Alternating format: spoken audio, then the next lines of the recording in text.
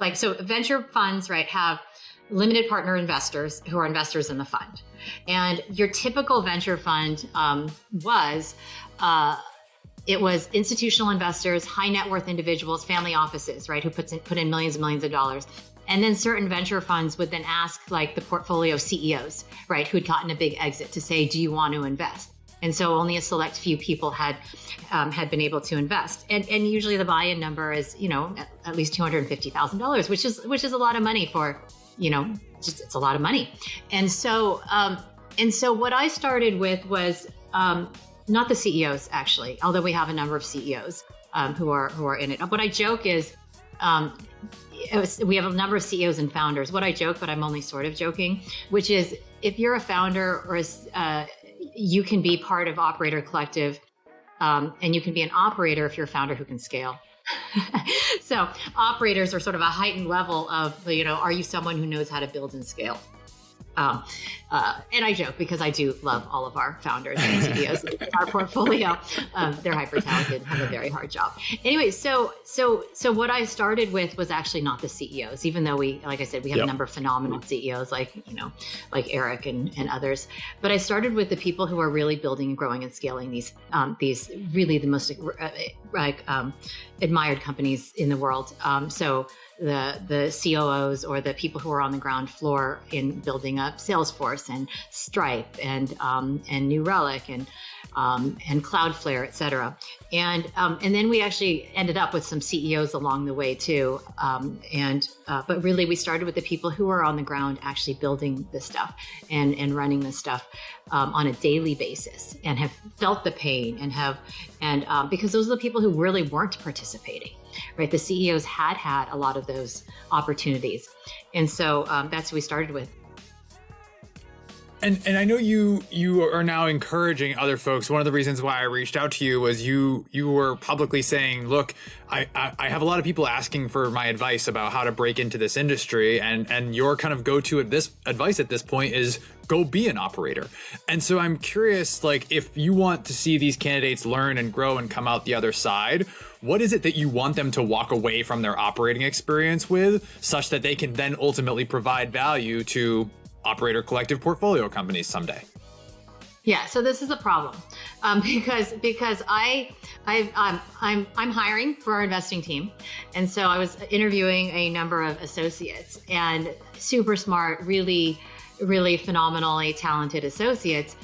But every time I ended the conversation, especially for those who had never operated before, I'm like, are you sure you really want to do venture? Like, you really should think about operating, because you can always go to venture later if you want to. But if you really want to truly understand, the founder journey and the startup journey, go to operating and think about it. And if you're interested in operating, let me know, because we'll put you somewhere in our network.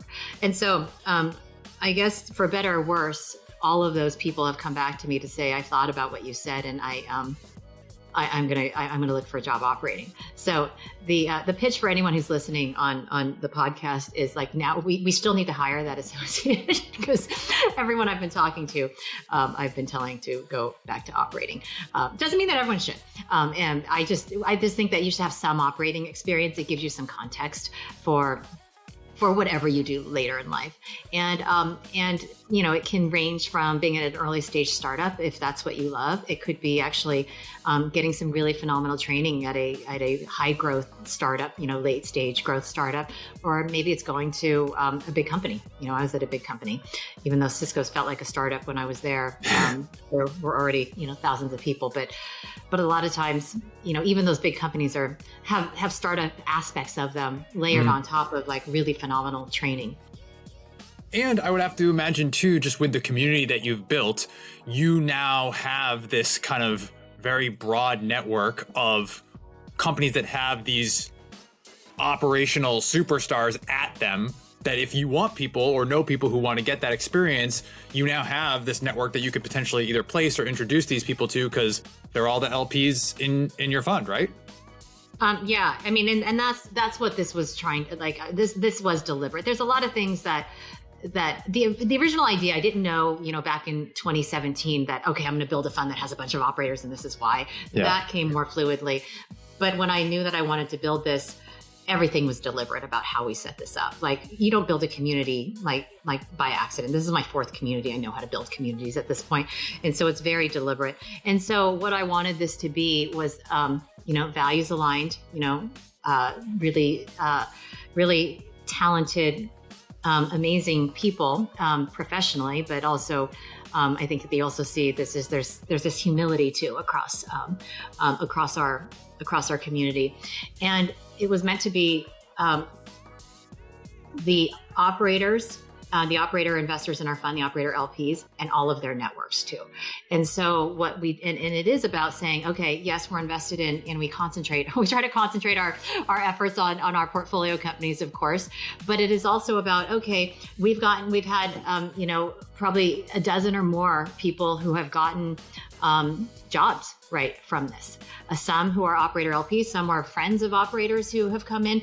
We've had a number of board seat placements. We've had a number of C-suite executives. Layla Seika, for instance, who is phenomenal, right? And my partner, she first started when she was at Salesforce and had known her. She was like the only woman in SaaS for a long time. I'm sure you know Layla. So she started out as an LP because she was an EVP and GM at Salesforce at the time. And after she decided to leave Salesforce after, over 10 years, I was like, hey, why don't you come hang out with us for a while? And luckily she did. And she stayed with us, full time for 2 years.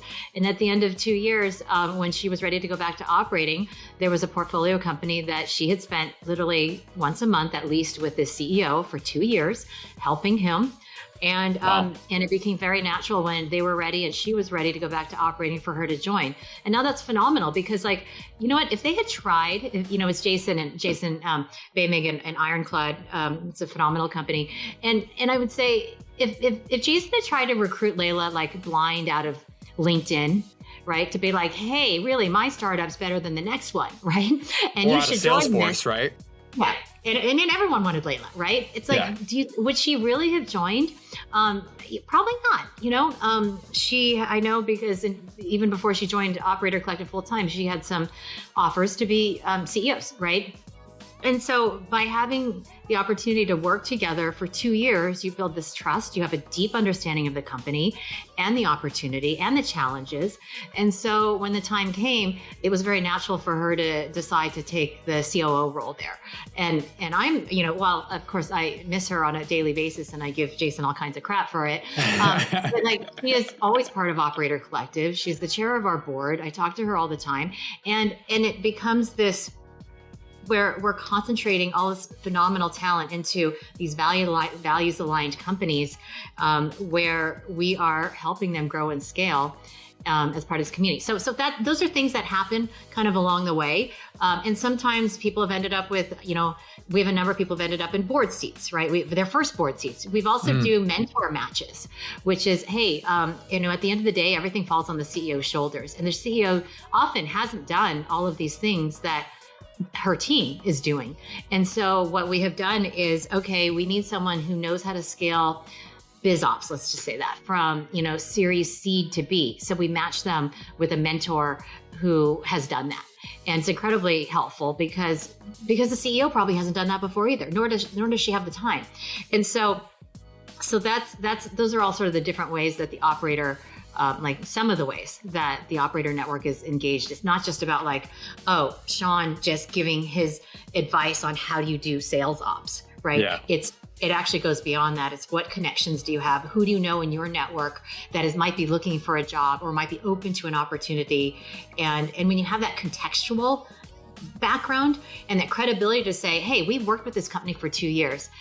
We know what their trajectory is. You should take this phone call, right? That is what makes a difference. This is what I mean about everything about Operator Collective was meant to be deliberate because it is at the end of the day about relationships as opposed to, just like, oh, go ping someone randomly on LinkedIn, which by the way can work, but it's not particularly efficient.